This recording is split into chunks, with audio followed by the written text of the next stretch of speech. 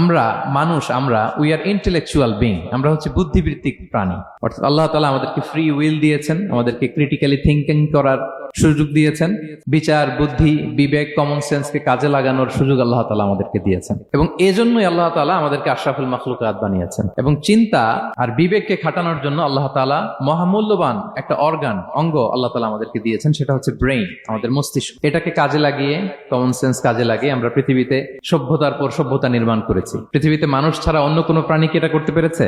এবং আপনি শুনলে অবাক হবেন, আমাদের এই যে ছোট্ট ব্রেইনটা, খুব বেশি না কিন্তু ওজন, একটা প্রাপ্তবয়স্ক মানুষের human brain on an average 3 pounds, মানে 1.5 কেজি। এই 1.5 কেজি ওজনের ব্রেইন দিয়ে আমরা পৃথিবীতে এই সভ্যতাগুলো বিনির্মাণ করেছি। আমাদের এই ব্রেইনের মেমোরি ক্যাপাসিটি, মেমোরি স্টোরেজ অনেক বেশি। বিজ্ঞানীরা গবেষণা করে ওনারা জানিয়েছেন যে আমাদের হিউম্যান ব্রেইনের মেমোরি হচ্ছে 2.5 পেটাবাইটস। আপনারা মেগাবাইটের নাম শুনেছেন, গিগাবাইটের নাম শুনেছেন, পেটাবাইট হয়তো অনেকে শুনেন না। পেটাবাইট আরো অনেক বেশি, অনেক বড়। তো 1 পেটাবাইটে হয় 1 মিলিয়ন গিগাবাইট। তার মানে আমার আর আপনার যে হিউম্যান ব্রেইন, এই ব্রেইনের ক্যাপাসিটি হচ্ছে 25 লক্ষ গিগাবাইট। সুবহানাল্লাহ, এত আসতে।